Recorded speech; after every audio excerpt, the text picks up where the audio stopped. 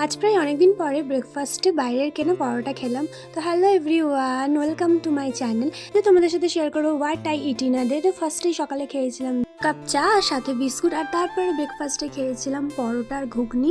অনেকদিন পরে এটা খেলাম, বেশ ভালো লাগছিল। আর দুপুরে লাঞ্চে ছিল আজকে ভাত আর টক টক করে ধনেপাতা বাটা। এটা খেতে বেশ ভালোই লাগে, শীতকাল মানে তো ধনেপাতা বাটা হবেই। তো এটা খেতে বেশ ভালো লাগছিল, এটা দিয়ে আমি প্রায় অনেকটা ভাত খেয়েছি। আর ছিল মাছের তেল দিয়ে পালং শাকের তরকারি। পালং শাকটা ওই শীতকালে বেশ ভালো লাগে, শীতকালে সব ধরনের সবজি বেশ ভালো লাগে। আমার নর্মাল পালং শাকের থেকে মাছের মাথা দিয়ে বা মাছের তেল দিয়ে পালং শাক খেতে বেশি ভালো লাগে, আর সত্যি এটা খেতে খুব টেস্টি হয়েছিল।